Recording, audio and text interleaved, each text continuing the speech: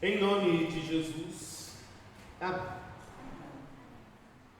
Meus amados, eu quero refletir um pouco com vocês a leitura que nós fizemos, em especial a leitura do Evangelho, que é o chamado de Natanael ou Bartolomeu.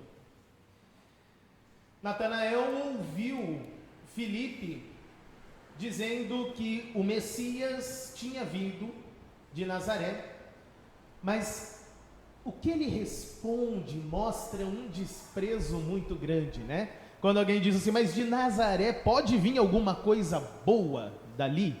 Isso já mostra um desprezo, né? É o que a gente lê no verso 46 ali. E é bem isso, é um olhar humano, é um olhar bem crítico sobre as coisas, que nós limitamos inclusive o cumprimento da promessa de Deus, porque nós achamos que algumas circunstâncias, segundo o nosso juízo, precisam ser atendidas. E aí nós temos essa dificuldade. Nós tendemos a reduzir a ação de Deus porque nós olhamos muito para lugares, para pessoas, para situações com descrédito, como se aquilo fosse pequeno demais para Deus agir no meio daquilo. Aquilo ali é indigno da presença de Deus. Então eu vou olhar com descrédito para aquela situação e achar que Deus está presente somente em algumas situações que eu digo que são favoráveis. Esse é o problema. O problema é um pouco mais interno. Aquele desprezo que ele fala é só o sintoma de algo que está fluindo lá de dentro. Esse desprezo diante da promessa revela não só uma coisa que é preconceito da parte dele. Isso revela algo que a Bíblia repete muitas vezes, uma palavra que a gente passa meio batido, chamada incredulidade, que na verdade significa falta de crer, falta de fé. E muitas vezes, esse é o nosso caso como cristãos, a gente não tem dificuldade de crer que Deus existe. A nossa dificuldade está em crer que o poder de Deus e a atuação de Deus é poderosa o suficiente até mesmo para que Ele se manifeste em situações, em lugares, em pessoas que a gente acha que são pequenos demais para caber Deus. E a gente limita o tanto que a gente crê na promessa de Deus, porque a gente acha que algo está pequeno demais para Ele. Nazaré é pequeno demais para a promessa de Deus. Se Ele tivesse que se manifestar, seria num lugar importante, porque não Jerusalém, né? Mas logo ali naquela vilazinha pequena, é isso? Deus vai se manifestar ali? Não. E esse acaba sendo o nosso pensamento de incredulidade. O nosso coração não confia plenamente em Deus, que Ele cumpre a sua palavra, porque às vezes Deus se mostra de modos humildes, modos mais discretos, enquanto a gente está esperando algo mais ao estilo Monte Sinai, do que ao estilo um andarilho com 12 amigos. E aí a gente coloca a nossa esperança, sem perceber, misturando a crença na promessa divina com um pouquinho da nossa dificuldade de crer, que é um pouco de incredulidade também. A gente tem fé até um ponto, e dali a nossa fé começa a vacilar. E aí nós percebemos que nós estamos um pouco fechados a entender a presença de Cristo em situações onde nós não vemos como seres humanos glória nenhuma. Nós temos facilidade em ver glória de Deus em coisas positivas, né? Olha a vida daquele irmão, ele está dando tudo certo, a vida dele foi arrumada, a gente gosta de testemunho das pessoas que chegam na igreja, porque a minha vida antes da igreja, meus irmãos, era assim, assim, assim, eu conto tudo que existe de triste, mas agora que eu me juntei aqui na igreja, e aí começa toda uma história feliz. A gente tem facilidade de ver a presença de Deus nas coisas boas, na coisa que indica progresso, no que indica felicidade, mas a gente tem dificuldade de ver presença de Deus em momentos delicados. A gente tem a dificuldade de ver presença de Deus e a promessa de Deus sendo cumprida em momentos, como diz a nossa leitura em Coríntios, que em tudo somos atribulados. E aí você fala, e eu já vi com muita tristeza no coração, comentários do tipo, olha a vida daquela pessoa, ela está sofrendo isso, aconteceu um acidente aqui, depois o outro parente aconteceu isso. Tem alguma coisa de errado na vida dela. Isso é falta de Deus na vida dela. A gente não consegue olhar para uma situação dessa e falar, até naquela situação difícil, aquilo é digno da presença e da promessa de Deus também. A gente vai olhar para as coisas negativas e falar assim, Deus não está ali. Aquela coisa muito pequena não é digno da presença de Deus. Ele é muito grande, está ocupado com grandes coisas. Aquilo que é pequeno é indigno da presença de Deus. E aí nós falamos assim, está vendo aquela vida da pessoa que está sofrendo? É falta de Deus isso. Ou pior ainda, quando é a sua própria vida que está com tudo fora do lugar e você fala, está tudo dando tão errado na minha vida, Deus se escondeu de mim, porque a minha vida bagunçada não é digna da presença de Deus. Então, com certeza ela está assim, Deus está longe. Meus amados, isso é só um passo desse tamanho para um argumento muito pior que a gente ouve as pessoas falando. Olha, se Deus existe, Ele com certeza está ocupado cuidando dos grandes movimentos dos astros no céu, tem galáxias e mais galáxias para olhar. Você acha que Ele está preocupado com a minha vida aqui de ser humano que é pequenininho aqui no planeta? E aí, isso na prática é um ateísmo, né? Deus pode até existir, mas não vai fazer diferença nenhuma, porque a nossa existência é pequena demais para Ele ficar dando conta. Percebe que a nossa incredulidade em algumas coisas é só um passo desse tamanho para levar uma vida como se Deus não existisse. É a mesma dificuldade de Bartolomeu / Natanael. É exatamente a mesma coisa. Eu olho para uma situação pequena demais e vou falar, mas vem alguma coisa boa dali? Messias, a promessa de Deus, vai se cumprir numa vilazinha daquela? O que é aquele lugarzinho pequeno para Deus manifestar sua presença, para Deus manifestar sua glória? Isso é um discurso de quem ouviu a palavra de Deus, de quem crê até um certo ponto na palavra de Deus, mas de um ponto em diante já começa a mostrar uma fé que dá uma balançada. E aí a gente está todo mundo nesse meio também. Olha como Jesus conversa com todas as pessoas ao seu redor. Todo mundo que diz crer em Deus, e olha a conversa de Jesus. Ele leva essa pessoa até um certo ponto onde a fé dela acompanha, e vem uma pergunta final da parte de Jesus, onde a pessoa balança. Todo mundo foi assim, né? Vamos lembrar de Nicodemos? Nicodemos crê em Deus, né? E Jesus leva a conversa até um certo ponto onde balança. A mulher no poço cria na vinda do Messias, e Jesus leva a conversa até um certo ponto onde a fé balança. E assim Jesus começa em todas as pessoas que Ele vai conversando, mostrando que isso não é mal de um ou do outro, mas isso é um mal humano. Todos nós temos isso. Nós cremos, a nossa fé está lá, mas a gente chega num ponto aonde balança. Nós temos muito de Bartolomeu, temos muito de Natanael. Nós temos essa fagulha de dificuldade de crer. E isso tem uma consequência muito séria. Porque se nós não conseguimos crer nesse absurdo que é Deus, nós vamos ter dificuldade de ver glória num homem pregado numa cruz.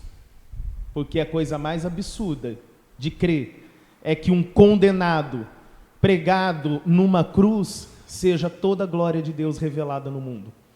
E eu começo a querer ver grandes coisas e sinais e milagres, quando o maior milagre, na verdade, foi uma pessoa entregar o seu espírito de braços abertos numa cruz. E eu começo a ter dificuldade de ver presença de Deus aonde as coisas aos olhos humanos parecem ser desfavoráveis.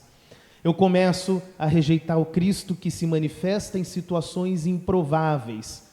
E aí eu começo a ficar sem esperança diante do juízo de Deus. Eu deixo de confiar, como diz a leitura do Salmo, naquele que guarda Israel. Eu deixo de confiar naquele que não cochila nem por um momento, nem dorme. Aquela confiança que está no Salmo, eu deixo de colocar e por um momento eu começo a fazer exatamente o contrário do que a nossa leitura em 2 Coríntios diz. Eu começo a confiar na minha lógica, na minha visão, sou sábio ao que eu mesmo acredito e eu começo a tirar Deus de jogo. A resposta que Jesus dá a Natanael, entretanto, é muito interessante. Antes que Filipe o chamasse, eu vi você debaixo da figueira. Tá. Isso é prova de que ele é o Messias? Bom, para uma pessoa que estava sozinho debaixo da figueira, tendo seu momento a sós com Deus, e ele chegar na cidade e ouvir isso da boca de Jesus, é mais do que o suficiente. Para uma pessoa que estava no seu momento mais baixo da vida, debaixo de uma figueira onde ninguém estava por perto. E aí Jesus fala, eu vi você debaixo daquela figueira. Aquela situação extremamente desfavorável que você estava, e no ponto baixo do lamento na sua vida, é exatamente o ponto onde Jesus fala, eu vi você lá. Eu estava com você ali. E isso é o suficiente para mudar totalmente a conduta de Natanael / Bartolomeu. Aquela situação que ele passava, e a gente não tem detalhes sobre exatamente qual é o problema e o sofrimento dele. A gente só sabe esse ponto, que ele estava em um momento delicado e que ali ele foi visto por Jesus. É Jesus que está presente no meio da situação difícil, é Jesus que está presente no meio do problema, é Jesus que, como nós lemos, em tudo nós somos atribulados, mas nós não ficamos angustiados. Aquele Jesus que promete, nós em tudo somos perseguidos, mas nós não somos destruídos. É esse Jesus que estava com Bartolomeu desde antes do chamado de Filipe. É esse Jesus que está contigo, mesmo no momento mais baixo do sofrimento da vida, e quando você fala assim, está tudo desmoronando e minha vida está totalmente fora do lugar, para Bartolomeu esse foi o momento. E esse é o Jesus que fala, eu vi você debaixo daquela figueira.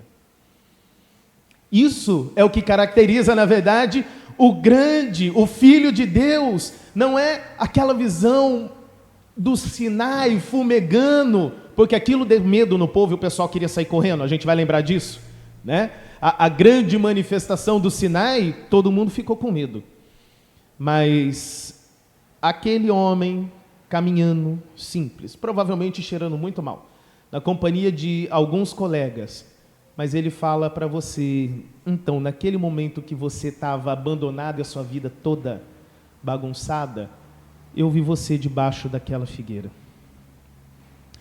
O que caracteriza, na verdade, esse grande milagre é que Jesus vê, conhece e chama cada um de nós antes que nós sequer possamos compreender o que isso significa. O Messias, que Natanael estava duvidando num certo momento, é o próprio Filho de Deus que está se revelando a ele, não por uma grande manifestação de glória, porque fez um milagre ali na frente dele, não, mas é pela presença humilde de Jesus ali, falando que estava com ele naquele momento. E Jesus continua estando conosco, na cruz e na ressurreição. Ele se torna aquilo que ele promete para Natanael, aquela escada entre o céu e a terra, que liga Deus e homens, portanto, da qual ele fala, e você vê os anjos de Deus subindo e descendo, ou seja, aquela ponte feita, que não há separação mais entre céu e terra. Isso que ele fala para Natanael. Você ficou surpreso porque você ouviu isso? Você vai ver essa ponte, e Jesus é essa própria ponte, Jesus é escada entre o céu e a terra que nos liga. Diante desse Cristo que nos vê, que nos chama, desse Cristo que olha para o teu momento difícil na vida, e aí cada um sabe do que passa, e a gente fala, não, está bagunçado demais para isso aqui ser presença de Deus. O Cristo que te olha ali e fala, eu vi você debaixo da figueira, é justamente o que transforma o seu discurso de, pode vir alguma coisa boa no meio dessa sofrência toda que eu estou na vida? E ele transforma isso naquele testemunho que nós vamos ler lá no verso 49. Mestre, você é o Filho de Deus, você é o Rei de Israel.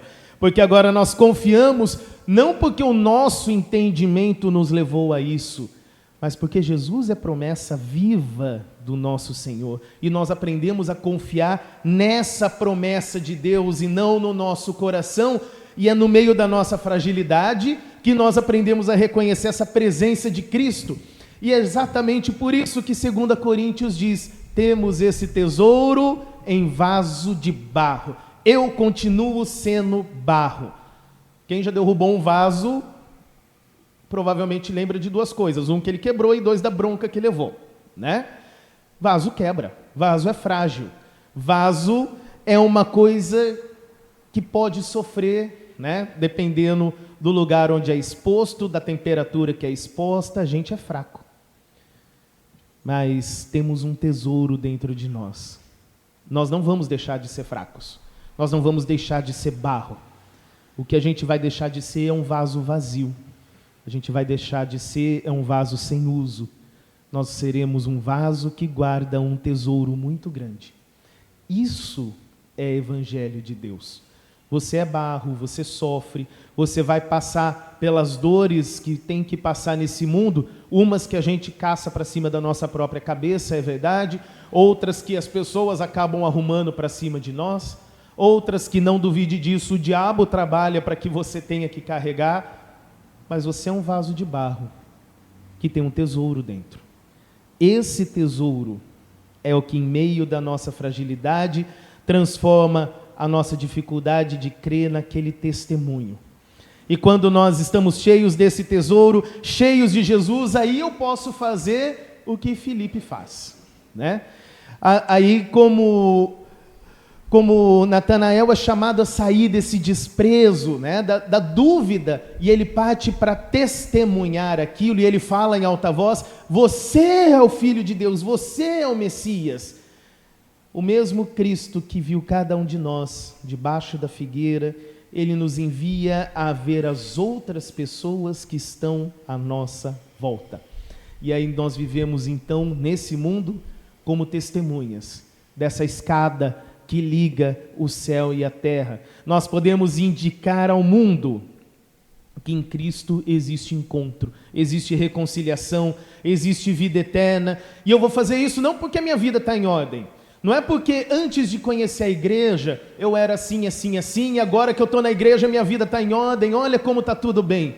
Não, a minha vida pode continuar com uma série de problemas, uma série de bagunças, mas eu sou um vaso de barro que tem um tesouro. Quer conhecer esse tesouro também? Quer saber o que é ser em tudo atribulado, mas não perder a esperança? Aí você vai falar como Filipe para o seu colega, vem me ver. Ele vai falar, mas numa vida bagunçada como a sua e passando por problema, isso é lugar para a presença de Deus? E você vai poder falar feliz, vem me ver, conhece, vem conhecer, porque você provou disso. Você foi tocado pela graça de Deus. Você passa pelas dificuldades, mas você não passa sozinho pelas dificuldades.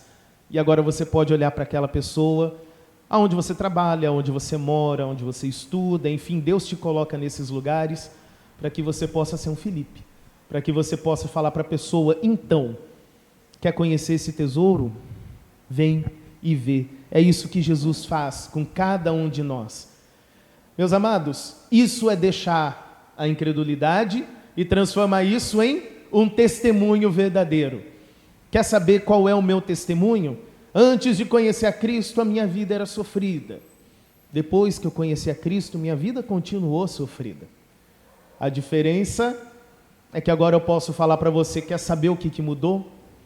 Vem e vê. Eu tenho uma esperança. Eu tenho algo que me segura o tempo todo. E ainda que o sofrimento desse mundo me leve até a morte, eu sei que aqui eu não paro. Eu sei que eu continuo. Isso é testemunho, né? Esse é o testemunho da Igreja de Cristo, que nós lemos, né, nos domingos passados, Hebreus 11, uma galeria de gente que sofreu e sofreu e sofreu, né? Mas sofreram como vasos de barro, que tem um tesouro dentro. Por isso, se estamos com Cristo, nós não precisamos temer o mal que nos vem. Eu posso cantar, eu posso ter uma vida alegre, eu posso ter uma vida sadia na presença de Deus, e mesmo que eu leve tombo, porque Jesus está falando, a nossa vida leva tombos, né? Mesmo que eu leve esses tombos, eu continuo podendo cantar para cada um. Vem e vê. Eu convido todos que nós cantemos, então, essa mensagem como um testemunho que a gente ensaia aqui para falar lá fora. Passa lá o próximo slide, por favor. Nós cantamos.